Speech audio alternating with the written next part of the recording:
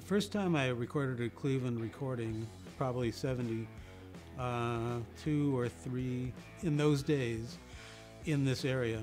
You didn't use the phone much.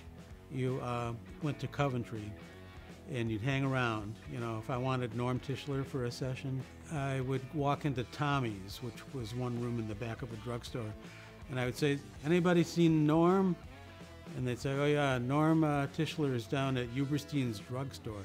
So I was walking around Coventry, and an old friend of mine, Denny Winbrandt, and he saw me and he said, "Hey, you want to do a recording session? You want to play guitar? I'm doing something at Cleveland Recording."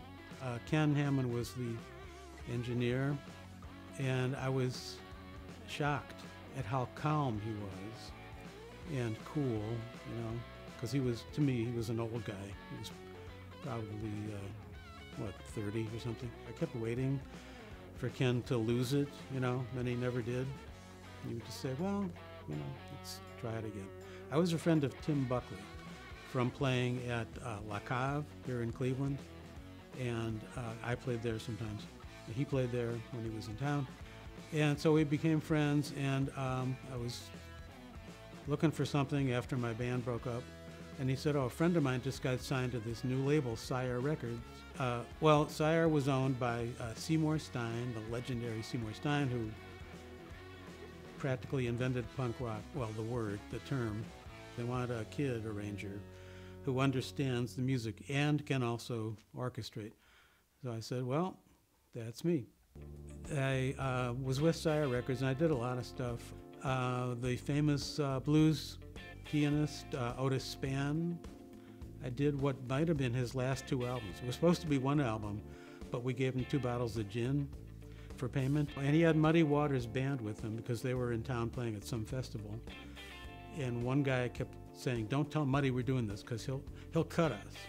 I guess that meant with a knife. I was never sure, and I didn't want to ask. I did a thing for Roulette Records, and I dealt with the legendary bad guy Morris Levy, who was a good guy to me until he didn't pay me. So that was right before I left. I did some other producing in New York too.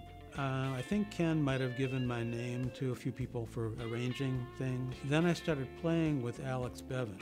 There was a group of us, kind of folkies, at the time that he did his second album. Anyway, he did an album in early '72 maybe, and it was a great album.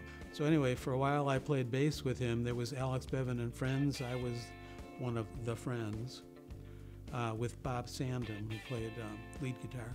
Whoever had a gig for a while, somebody else, one of us would play bass, you know, and then another of us would get a gig and the other guy would play bass. So that was probably most of '76, maybe part of '75, but mainly '76. In those days, it was chaotic back then. Everybody was loud and kind of crazy.